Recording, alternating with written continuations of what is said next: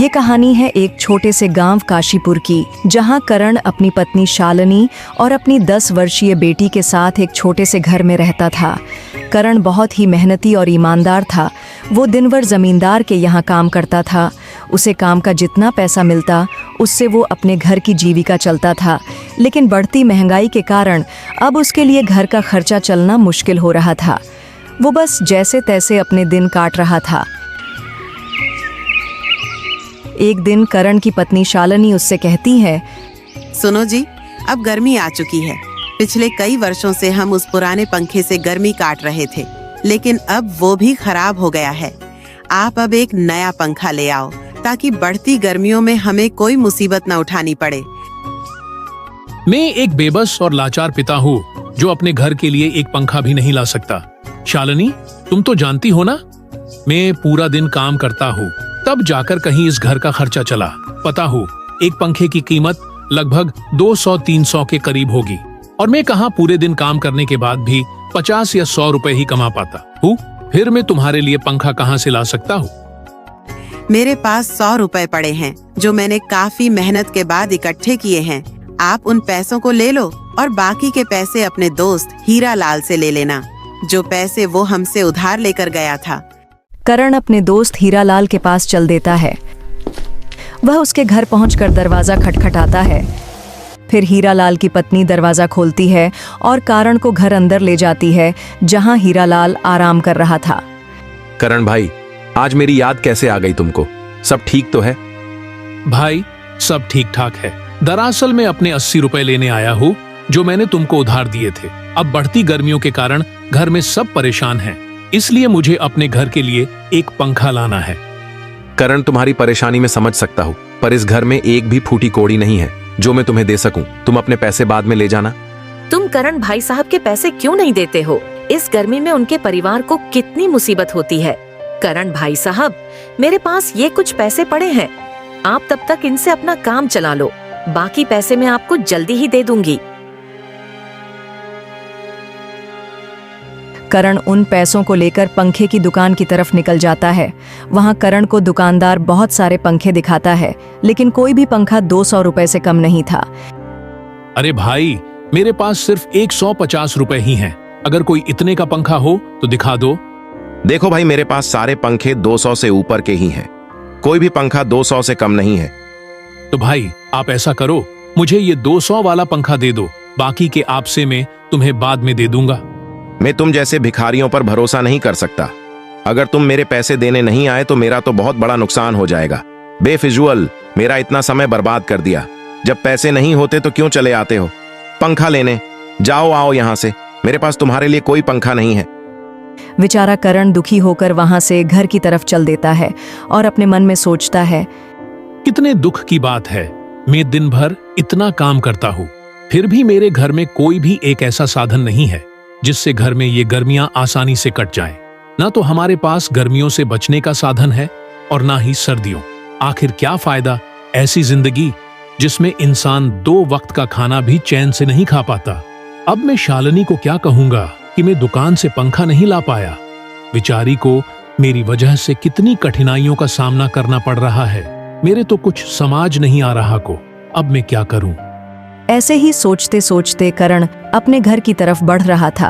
तभी उसे रास्ते में एक औरत दिखाई देती। उसे देखकर ऐसा लग रहा था कि वह काफी परेशान है। करण उसके पास जाकर बोला, माँ जी, आप यहाँ पर क्यों बैठी हो, वो भी इस हालत में? क्या आपको मेरी कोई सहायता चाहिए? हाँ बेटे, मुझे सहायता तो चाहिए, पर तुम्हें देखकर ऐसा नहीं लग रहा कि तुम मेरी कोई मदद कर पाओगे, क्योंकि तुम्हारे कपड़ों से मुझे लगता है कि तुम भी मेरे जैसे ही हो।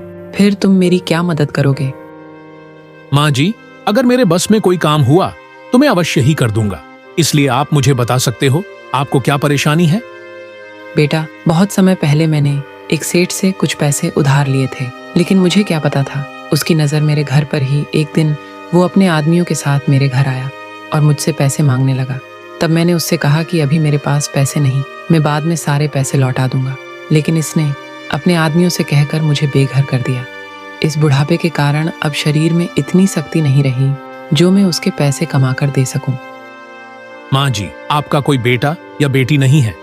बेटा, मेरे 3 लड़के हैं। मैंने उन्हें जैसे तैसे पढ़ा लिखाकर बड़ा किया, पर जैसे ही उनकी नौकरी लग गई तो वे मुझे छोड़कर शहर चले गए और वहीं उन्होंने शादी कर अपना घर वसा लिया। और एक बार भी अपनी इस बेबस माँ उन तीनों में कोई भी मिलने नहीं आया। इससे अच्छा तो मेरी कोई संतान ही नहीं होती। कम से कम आज मुझे उनके कारण ये दिन तो नहीं देखना पड़ता। माँ जी, मेरी पत्नी मेरा इंतजार कर रही होगी। उसने सुबह ही मुझसे पंखा लाने को कहा था, लेकिन मैं उसके लिए पंखा तो नहीं ला पाया, इसलिए मेरे पास कुछ पैसे पड़े हैं। आप उन्हें रख लीजिए, जिससे आपकी कुछ मदद तो हो ही जाएगी। वैसे भी हम तो बिना पंखे के भी रह सकते हैं। हमारे पास घर तो है, आपके पास वो भी नहीं है, इसलिए आप इन पैसों को उस सेठ को दे देना, जिससे वो तुम्हारे घर को वापस कर देगा। बेटा, आज तुमने जो मेरी मदद की है वो तो कभी मेरे अपनों ने भी नहीं की। मैं तुम्हारी जिंदगी भर रीढ़ी रहूंगी। तुम बहुत ही नेक और अच्छे इंसान हो। मैं भगवान से दुआ करूंगी कि वो हमेशा तुम्हारा अच्छा करे, क्योंकि आज तुम खुद एक परेशानी में डूबे हो, फिर भी तुमने एक असहाय की सहायता की। भगवान तुम जैसा बेटा हर किसी को दे, जो बिना किसी स्वार्थ के सबकी मदद करे। तुम्हारे माँ बाप ने जरूर पिछले जन्म में कुछ अच्छे काम किए होंगे, जिससे उन्हें तुम जैसा बेटा पैदा हुआ। वह बूढ़ी माँ करण बहुत आशीर्वाद देती है और वहां से चली जाती है। करण को उस बूढ़ी औरत की मदद कर बहुत खुशी हो रही थी, लेकिन उसे इस बात का दुख भी था कि वो आज अपने घर पंखा नहीं ला पाया। ऐसा सोचते सोचते वो अपने घर पहुंच जाता है। जैसे ही उसकी पत्नी करण को देखती तो वह उससे कहती है, मैं कब से तुम्हारी राह देख रही थी। तुम इतने समय से कहाँ थे? तुम्हें पता मुझे कितनी चिंता हो रही थी। भाग्यवान, तुम तो जरा सी बातों पर चिंता करने लग जाती हो। मैं हीरालाल के पास गया था पैसे लेने के लिए, मगर उसने मना कर दिया। फिर उसकी पत्नी ने हमारी मजबूरी को समझकर मुझे 50 रुपए दे दिए। क्या उसने पूरे पैसे भी नहीं दिए? जब पैसे लेने आया था तो बड़ा ही भला व्यक्ति बन रहा था, लेकिन जब पैसे देने की बारी आई तो मुंह बना रहा है। और पंखे क्या हुआ, तुम लाए नहीं? भाग्यवान, मैं पंखा लेने गए था, लेकिन कोई भी पंखा 200 रुपए से कम का नहीं था। मैंने दुकानदार से कुछ पैसे उधार करने को कहा तो उसने मना कर दिया। आज के जमाने में भला कोई बिना फायदा के किसी की मदद करता है? अगर उससे व्याज पर 50 रुपए मांगते तो फट से तुम्हें दे देता।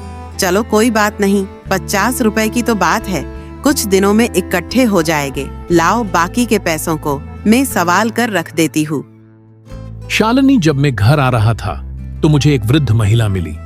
वह बहुत ही परेशान थी। फिर करण सारी घटना के बारे में अपनी पत्नी को बताता है। ये तुमने बिल्कुल ठीक किया, पर अब हमारी समस्या बढ़ चुकी है। मैं मुन्नी से क्या कहूँगी? वह सुबह से पंखे की लत लगाकर बैठी है। इस गांव में ऐसा भी तो कोई व्यक्ति नहीं है जो इस वक्त हमारी 1 रुपए की भी कोई मदद कर दे।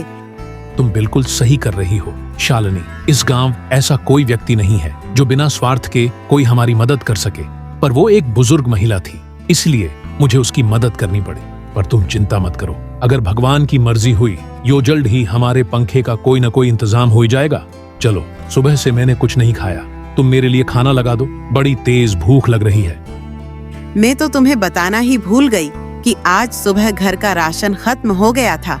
थोड़ा राशन था तो मैंने उससे खाना बना दिया, पर शाम के लिए कोई राशन नहीं है। अच्छा, मैं शाम को कोई न कोई व्यवस्था बना लूंगा। चलो अभी खाना खा लेते हैं।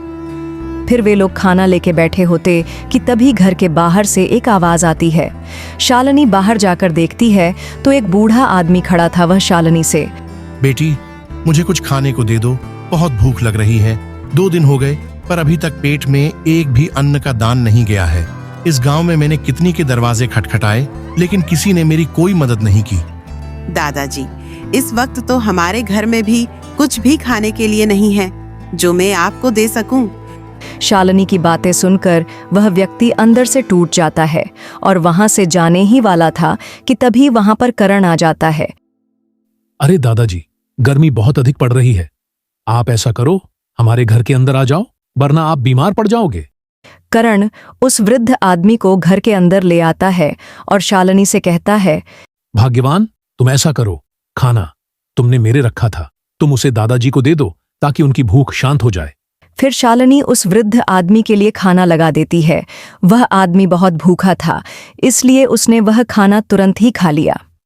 आप लोगों का बहुत बहुत धन्यवाद जो मेरी मजबूरी समझी और अपने हिस्से का खाना भी मुझे खिलाया। भगवान तुम्हारा सदा भला करे। इतना कहकर वह आदमी वहां से चला जाता है।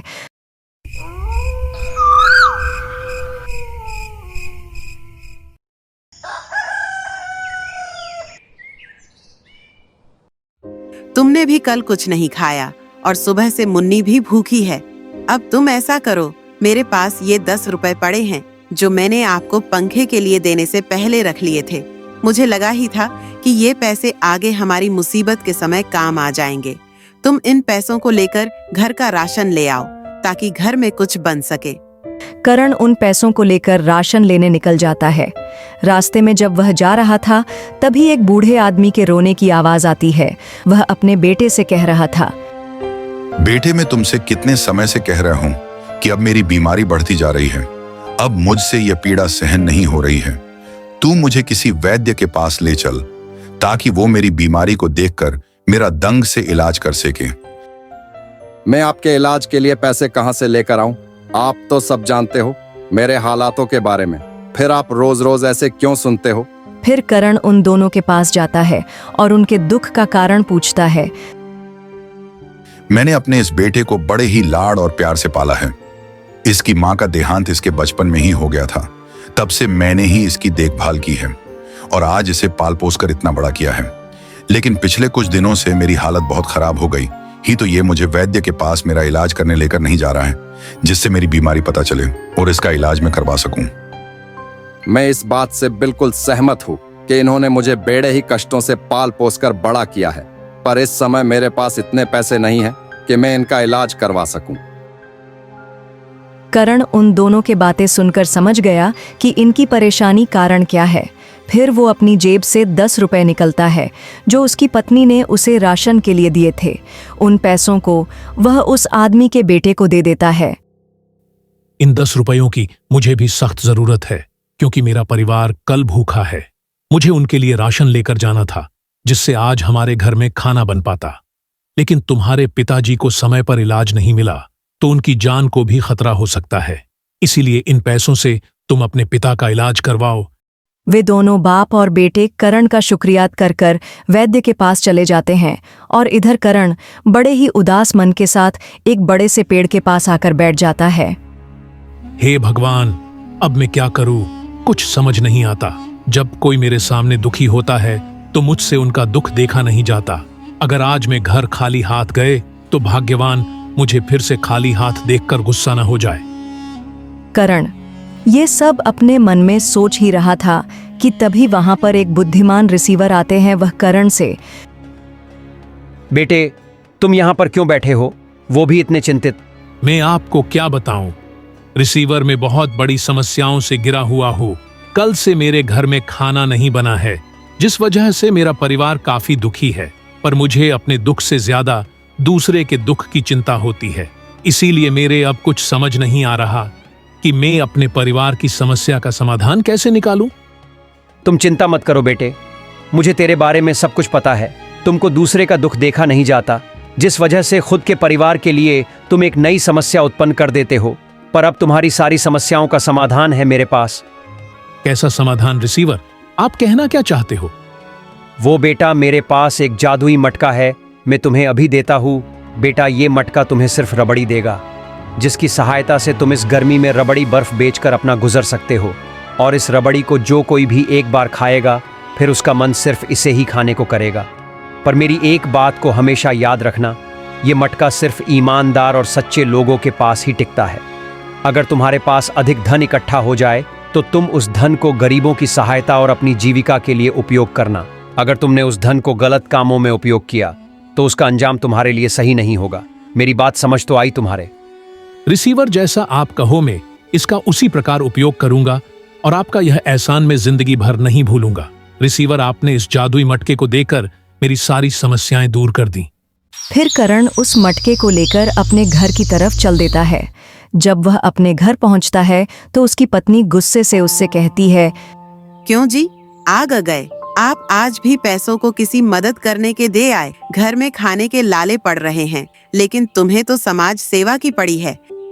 अरे भाग्यवान, पहले मेरी बात सुनो। मैं आज भले ही अपने साथ राशन नहीं लाया, लेकिन आज जो मैं अपने साथ लाया हूँ उसे देखकर तो तुम खुशी से पागल हो जाओगी। अच्छा, ऐसा भी क्या लेकर आए हो जिसे देखकर मैं खुशी से पागल हो जाऊंगी?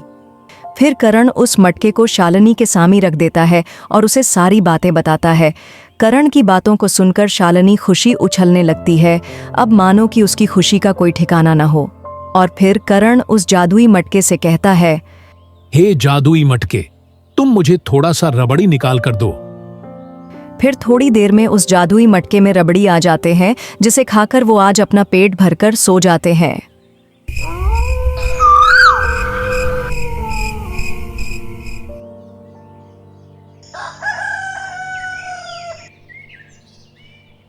फिर अगली सुबह शालिनी करण से कहती है, ए जी, आप अब इस रबड़ी को कैसे बेचेंगे?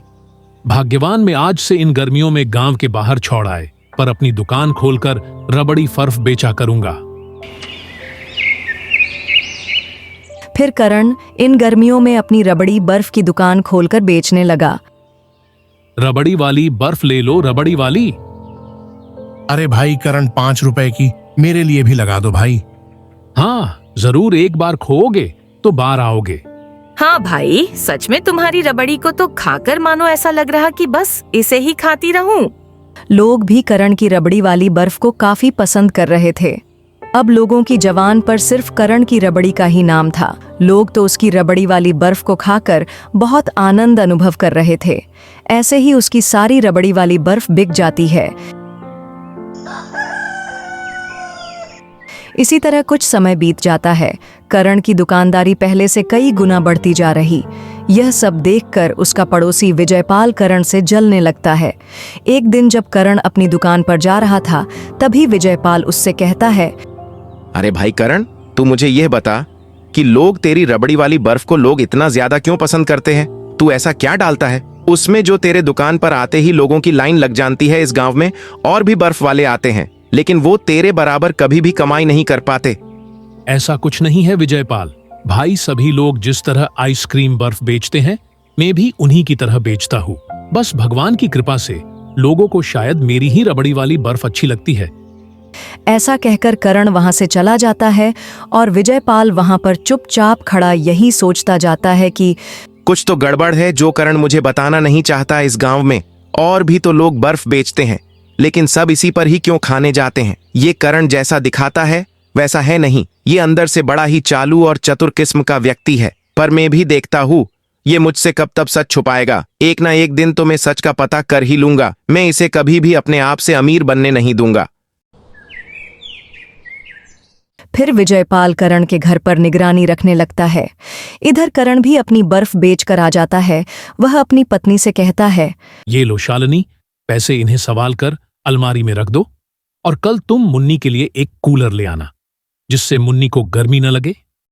अब देखो जी, हमारे दिन कितने बदल गए जब से हम एक पंखे के लिए तरस रहे थे, और देखो कूलर के लिए भी हमारे पास पैसे हो गए हैं।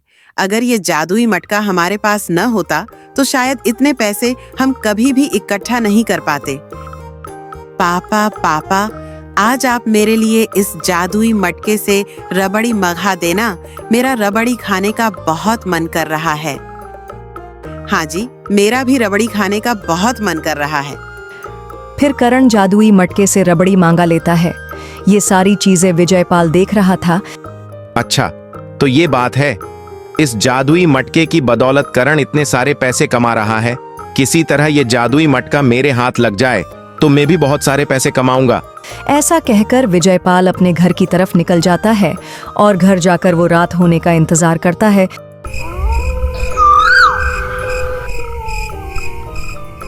जैसे ही रात होती है, विजयपाल करण के घर जाकर वो जादुई मटका अपने घर ले आता है। और इधर करण व उसकी पत्नी जादुई मटके को खोज खोज कर परेशान हो जाते हैं। अरे शालिनी, ठीक से ढूंढो, घर में कहीं रखा होगा। ए जी, मैंने सब जगह ढूंढ लिया, मगर मुझे जादुई मटका कहीं नहीं मिला। और इधर विजयपाल उस जादुई मटके से रबड़ी वाली बर्फ मांगता है। हे जादुई मटके, मुझे ढेर सारी रबड़ी वाली बर्फ दे दे। तभी उस मटके में से एक रोशनी निकलती है और घर के चारों तरफ बर्फ की बारिश होने लग जाती है। घर के सब लोग परेशान हो गए। ठंड इतनी बढ़ गई कि विजयपाल सहित उसके घर वाले उस बर्फ में जमने लगते हैं। तभी विजयपाल को यह समझ आ गया कि चोरी का माल कैसा भी हो, लेकिन वह कभी नहीं फलता। उसे अपनी गलती का ऐसा हो जाता है। फिर वो जैसे तैसे कर कर करण को अपने घर बुलाता है। करण के घर में आते ही वह मटका काबू में आ जाता है और सब कुछ थोड़े ही समय में पहले जैसा हो जाता है।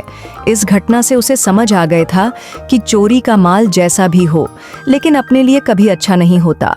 इसलिए हमें सदैव अच्छाई और ईमानदारी के मार्ग पर चलना चाहिए।